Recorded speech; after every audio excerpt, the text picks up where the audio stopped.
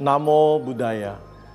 Banyak orang mengatakan bahwa agama Buddha itu ribet, susah. Tapi apakah sebenarnya seperti itu?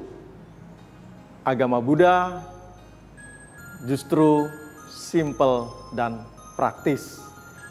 Pemirsa yang berbahagia, senang sekali bisa berjumpa kembali di Spirit Kehidupan Mimbar Agama Buddha, dan kita akan mendengarkan penjelasan mengenai bahwa agama Buddha adalah simple dan praktis. Bersama Upasaka Pandita Wirya Kalyana dan Ibu Mita Kalyani Irma Gunawan.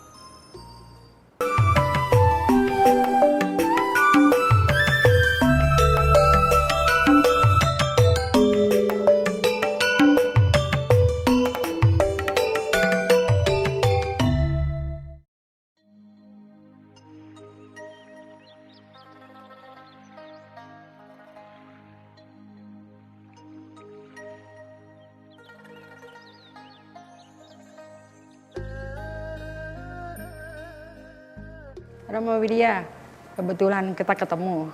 Ada beberapa umat menanyakan kepada saya, mereka semua mau belajar baca parita. Mungkin Romo bisa kasih info jadwalnya kapan untuk baca parita, belajar agama Buddha, untuk meditasi. Nah, atau mungkin di agama Buddha ada nggak rahasia-rahasia ajaran Buddhanya gitu? Ya, terima kasih Ibu Irma. Memang di dalam pelajaran agama Buddha, salah satu diantaranya yaitu harus bisa membaca parita. Kemudian ada meditasi. Ya. Parita bisa diikuti di Vihara Bodhinyana. Dan kalau meditasi, setiap kebaktian di Bodhinyana itu ada meditasinya. Oke. Seperti itu. Udah rutin ya Romo ya. Oke, karena nanti umat nanti bisa kita kasih tahu ya untuk ke wihara biar mereka belajar gitu. Ya, welcome aja. Namo Buddhaya. Namo Buddhaya. Namo Buddhaya, Pak Mulyadi. Seru banget nih. Iya, Lagi ngobrol apa nih? lagi berbincang-bincang masalah agama Buddha, katanya sulit katanya. Memang Iya. begitu kan?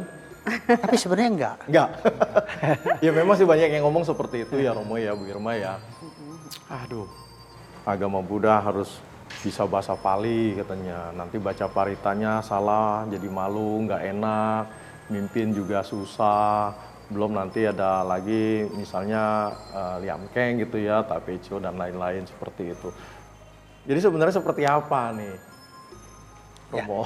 Sebenarnya begini, kalau membaca parita, kalau sebagai pimpinan kebaktian, ya harusnya memang harus hafal dan mesti benar kata-katanya. Tetapi kalau sebagai umat, ya asal bisa baca secara Latinnya juga udah bagus. Jadi Romo, Bu Irma, sebenarnya agama Buddha itu susah nggak sih ya? Dari kitab sucinya aja Tipitaka, udah ada Sutta, Vinaya, Bidama itu semua Pali. Bahkan sampai sekarang ini informasinya terjemahannya itu belum 100% dalam bahasa Indonesia. Masih Nah, bertahap ya. ini tanda kutip nih, membuktikan bahwa sepertinya agama Buddha itu susah banget. Mau baca kitab sucinya aja susah. Katanya satu lemari seperti itu. Kalau dikumpulin ya jadi satu lemari. Kemudian nanti kebaktian kan harus duduk lagi di lantai. Pegel gimana dengan orang tua yang sudah nggak bisa kakinya dilipat. Seperti itu kan tadi Romo bicara meditasi. Kaki harus dilipat. Ini apa ya, kok agama Buddha itu susah banget sih Romo, kira-kira gitu Romo? Ya, sebetulnya nggak susah. Ya, tadi dikatakan kalau agama Buddha, kitab sucinya Tripitaka itu 3 keranjang kalau zaman dulu, kalau sekarang mungkin 3 lemari, memang kita nggak mungkin bawa-bawa lemari. Tetapi ya ada rahasianya. Ya. Nanti akan saya bicarakan. Kemudian meditasi. Meditasi bisa dilakukan dengan duduk di kursi, ya, atau bersandaran. Bahkan kalau yang memangnya sakit, waktu tidur juga bisa melakukan meditasi. Ini sangat simpel. Nanti ada rahasianya, ya. Ada beberapa rahasia yang akan saya kemukakan, ya. Silakan. Nah, nanti dikemukakan. Iya memang. Bu Irma, sebentar nih. Pengalaman Bu Irma sendirilah seperti apa? Ya, memang banyak yang mengatakan demikian ya Pak Mulyadi. Buddha sendiri mengajarkan Dharma itu selama 45 tahun. Jadi sudah terbayang perjalanan beliau itu selama 45 tahun pasti luar biasa banyaknya. Nah, namun ajarannya walaupun sepertinya banyak, tadi seperti Romo Widya bilang ada rahasianya. Rahasianya cukup 3, yaitu Sabapapasa Karana, Kusala Upasampada, Sacita Pariyoda Panang. Nah, cukup 3 itu kalau bagi yang untuk pemula memahami 3 itu aja pasti akan dapat dipraktekkan ya Pak Mulyadi, karena memang mungkin kalau secara teori orang banyak dengan teori nggak bisa praktek itu juga percuma. Di dalam Dhammapada pun juga dikatakan demikian. Jadi cukup 3 itu aja. Mungkin untuk Romo Widya bisa bantu jelasin ke umat 3. Ya, jadi apa yang dikatakan oleh Ibu Imran itu benar. Ya, hanya 3 rahasianya. Ya. Nah, yang pertama itu jangan berbuat jahat.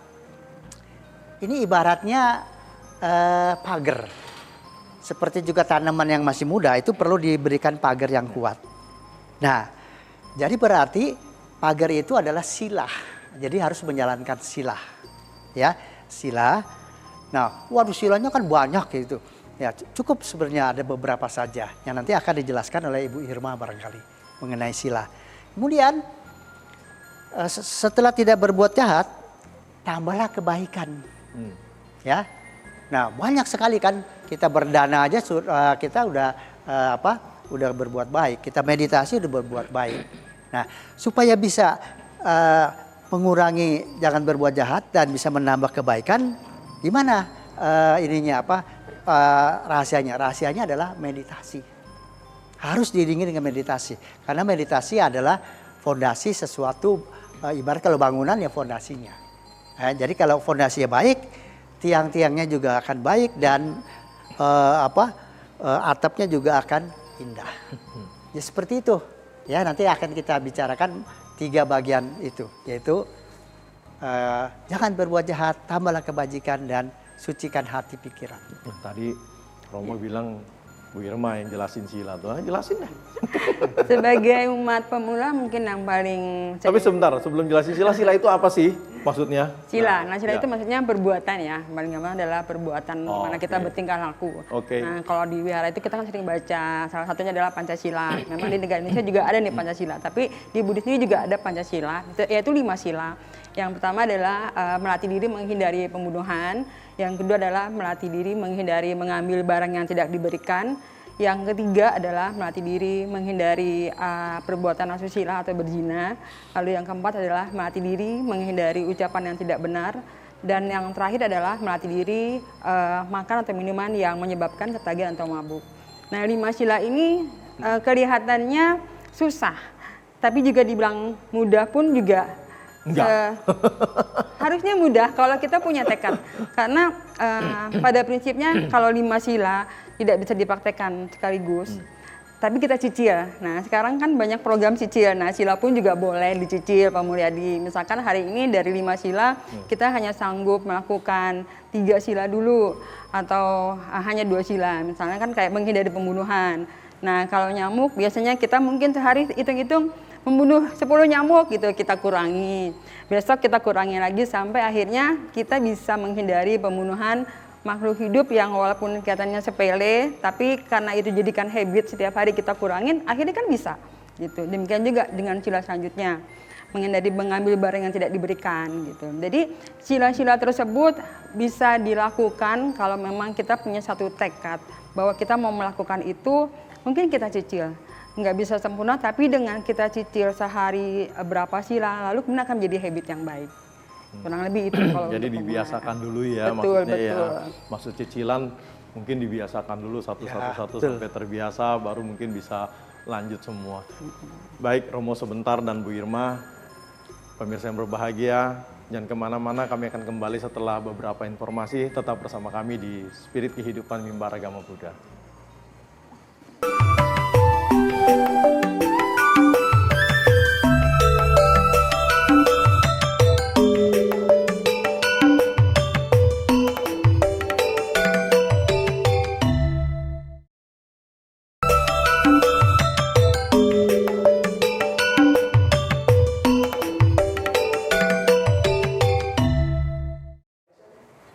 Pemirsa yang berbahagia, terima kasih masih bersama kami di Spirit Kehidupan Mimbar Agama Buddha. Agama Buddha sebenarnya simple dan praktis. Dan nanti akan dijelaskan kembali oleh Romo Wirya Kalyana dan Ibu Irma Gunawan. Tadi Ibu Irma sudah jelaskan tentang sila atau kemoralan atau perbuatan. Kemudian juga Romo tadi sudah singgung mengenai meditasi secara singkat. Jadi sebenarnya Romo, banyak orang mengatakan agama Buddha itu susah, ribet. Mungkin dilihat dari tata cara upacaranya ya, seremoninya seperti itu. Tapi sebenarnya apakah memang harus seperti itu? Misalnya harus ada patung Buddha dan harus ada dupa dan lain-lain seperti itu, Romo? Ya, makasih. Sebenarnya idealnya kalau di wihara memang harus ada patung. Ya, kemudian kalau suasana atmosfernya supaya tenang, wangi, ya perlu ada dupa. Tetapi kalau di rumah, ya patung tidak harus mutlak harus ada. Ya, yang penting adalah prakteknya. Prakteknya. Apa yang dipraktekkan? Praktek misalnya kalau praktek meditasi ya harus meluangkan waktu secara rutin ya dan disiplin waktunya pagi-pagi atau malam ya. Kemudian tadi yang disebutkan oleh Ibu Irma praktek yaitu misalnya cinta kasih ya, tidak membunuh makhluk hidup. Oke. Ya kita kurangilah seperti itu ya. Jadi yang utama adalah praktek. Sarana boleh ada boleh tidak, tapi idealnya kalau di wihara harus ada seperti itu, Romo.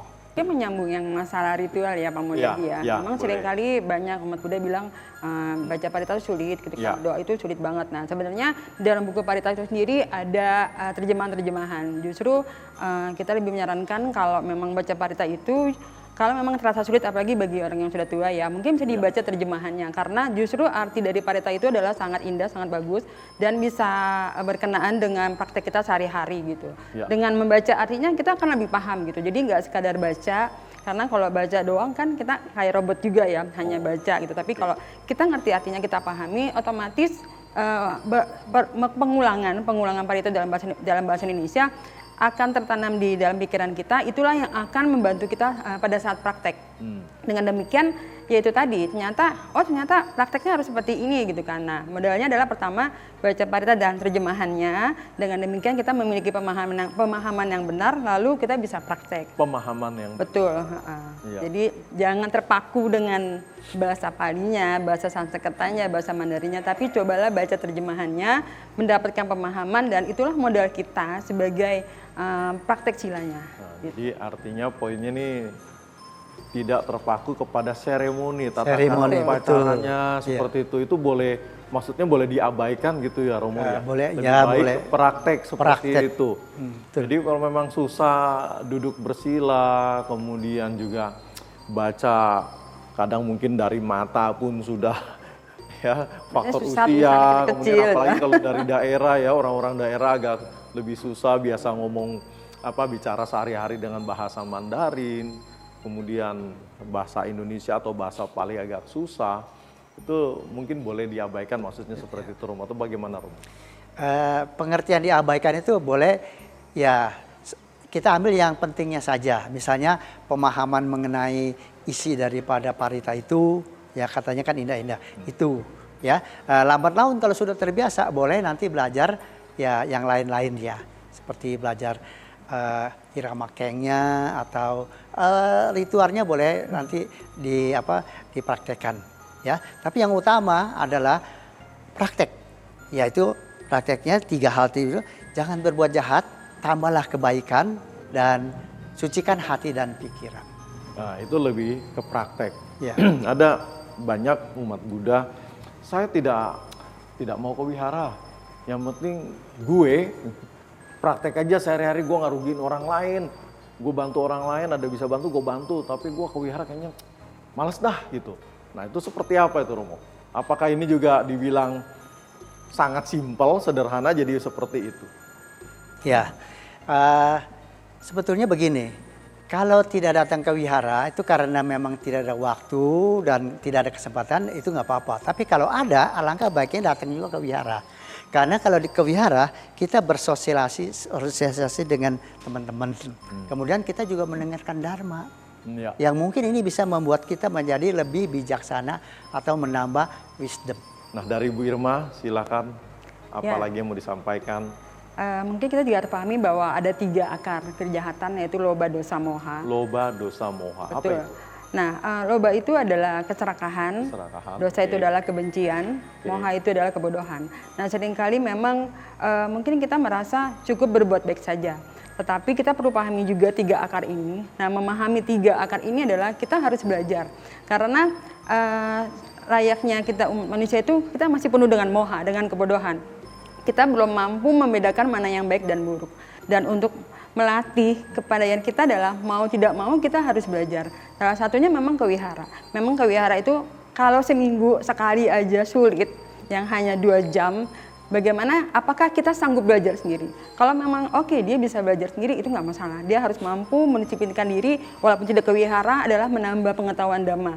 Karena kita harus mengikis 3 akar kejahatan tersebut, yaitu loba, dosa, moha. Perasaan benci, kita harus melenyapkan itu semua, melenyapkan dan menghancurkan. Kebencian kita, kekesalan kita, kemarahan, keserakahan, termasuk kebodohan. Jadi balik lagi ke kita ya Pak Mul, kalau misalnya dibilang oke, kita nggak ke wihara, tapi Ya. apakah kita mampu melenyapkan mohanya kita, kebodohan kita? Apakah kita bisa membedakan mana yang baik dan buruk? Nah, Oke. itu balik lagi, kita harus berada di satu komunitas yang mendukung. Tapi tadi saya tertarik dengan yang Romo Wirya sampaikan tadi mengenai sosialisasi ya. Kalau ke wihara itu bisa bersosialisasi dengan yang lain. Kemudian kalau yang sudah usianya lanjut mungkin nggak ada masalah. Tetapi kalau buat anak-anak ini bermasalah. Bisa seperti itu ya Romo ya. Artinya kalau anak-anak tidak bisa bersosialisasi dari kecil, dari awal, bagaimana bisa tumbuh, bisa punya tenggang rasa kepada yang lain. Tapi sebelum Romo tanggapi itu dan Bu Irma, pemirsa yang berbahagia, kita ikuti terlebih dahulu beberapa informasi berikut. Tetap bersama kami di Spirit Kehidupan Mimbar Agama Buddha.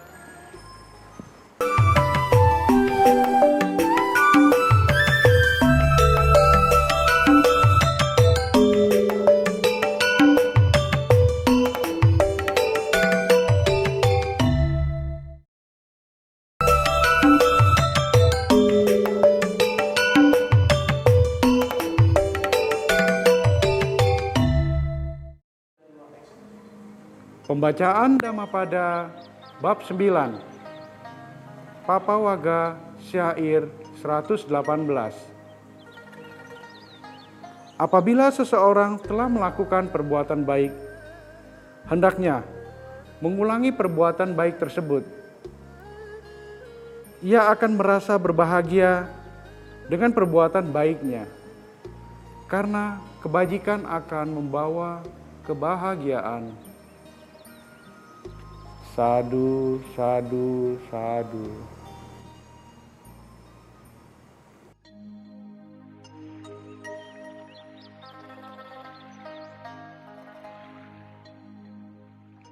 Agama Buddha sebenarnya simple dan praktis.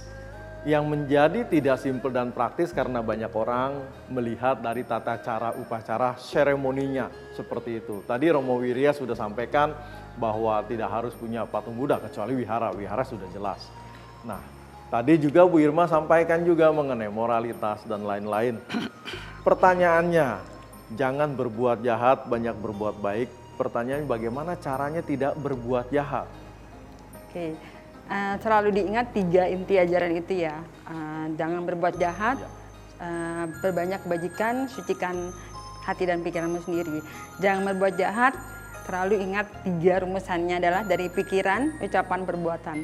Sebelum kita melakukan sesuatu, kita sadari pikiran kita, apakah perbuatan ini merugikan diri sendiri atau merugikan orang lain. Cukup itu aja. Dengan menyadari, otomatis kita akan lebih menjaga pikiran dan perilaku kita. Mungkin dari Romo Wirya ingin menambahkan, Romo silakan. Ya, memang ajaran agama Buddha itu simple, hanya 3. Jangan berbuat jahat, tambahlah kebaikan, sucikan hati pikiran. Ini memang bisa dilaksanakan di rumah.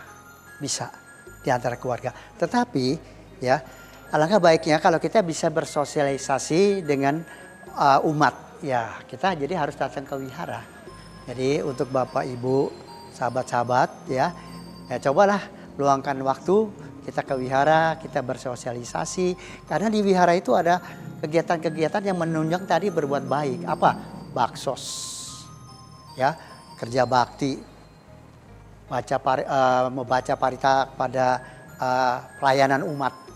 Nah itu kalau kita di rumah nggak bisa. Nah dengan kita bersosialisasi di wihara, ya kita bisa melakukannya seperti itu. Ya, nah oleh karena itu Bapak Ibu, marilah ya kita kembali lagi ke wihara dan melakukan aktivitas yang ada di wihara karena pandemi sudah agak sedikit bisa ada kelonggaran. Itu, terima kasih. Baik, Romo. Jadi penting juga ya datang ke wihara. Kalau datang ke wihara tentu jangan sendiri, ajak keluarga, ajak cucu, anak-anak, supaya anak-anak pun bisa bersosialisasi dengan yang lain, punya tenggang rasa, bisa bagaimana belajar untuk membantu orang lain. Mulai dari dalam rumah, kemudian di wihara, di sekolah, seperti itu. Baik, dan Bu Irma sebelum kita tutup, mungkin ada yang ingin disampaikan kepada semua sahabat-sahabat kita di seluruh tanah air. Ingatlah selalu bahwa tujuan kita belajar Buddha Dhamma adalah untuk perubahan yang lebih baik. Karena Buddha mengajarkan kita harus selalu bertransformasi. Bahwa diri kita harus terus menjadi lebih baik, maju dalam tingkah laku kita, dalam sila, samadhi, dan panya. Dan otomatis dengan sila kita baik, meditasi terus kita lakukan, panya kita, kebijaksanaan kita akan bertambah. Dengan demikian mudah-mudahan kita semua akan terus menjadi bijaksana dan pada akhirnya tujuannya adalah terbebas dari penderitaan. Luar biasa Bu Irma. Romo Wirya, silakan bisa ditambahkan. Ya, untuk mempelajari agama Buddha memang diperlukan sarana ya dan pembimbing. Nah sarana itu adalah buku. Nah karena itu maka ya alangkah baiknya juga kita bisa memiliki buku-buku yang berkaitan dengan ajaran-ajaran Buddha Dhamma. Kemudian yaitu pembimbing. Nah pembimbing ini bisa teman, bisa juga para pandita, bisa juga para guru. Ya bahkan pembimbing bisa juga dari pengalaman-pengalaman orang lain. Nah dengan demikian belajar agama Buddha berarti kita belajar secara global ya dan hasilnya adalah untuk kita dan untuk kesejahteraan semua orang ya orang-orang yang di dekat kita maupun orang-orang yang berhubungan dengan kita ya sampai di sini terima kasih. Terima kasih Romo Wirya Kalyana dan juga Bu Irma Gunawan. Pemirsa yang berbahagia, mari sama-sama kita terus berlatih belajar Buddha Dhamma untuk memperbaiki diri kita, kemudian mentransformasikan kepada orang lain sehingga orang lain pun ikut merasakan manfaat dari Buddha Dhamma. Pemirsa yang berbahagia, bila mana ada pertanyaan silakan bisa ditanyakan melalui alamat email kami di mab.tvri@gmail.com. Sekali lagi bagi 10 penanya pertama akan mendapatkan hadiah buku-buku karya Ehipasiko Foundation yang akan dikirimkan ke alamat Anda secara gratis. Dari Wihara Dharma Bakti Jelambar Duta Mas, kami mohon undur diri. Terima kasih atas kebersamaan Anda semua. Sabe Sata Bawantu Sukitata. Semoga semua makhluk berbahagia. Sadu, sadu, sadu.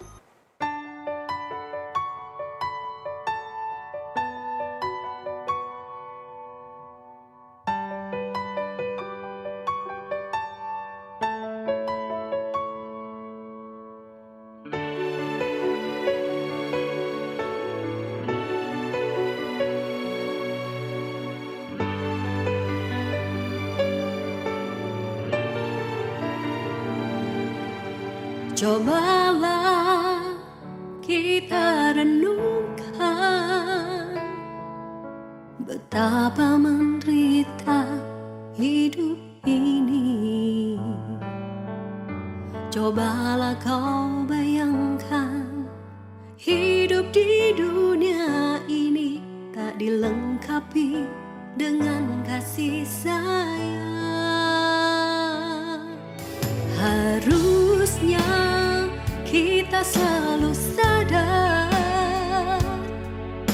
begitu penting saling memberi. Tanamkan cinta kasih di hati ini, jalani hidup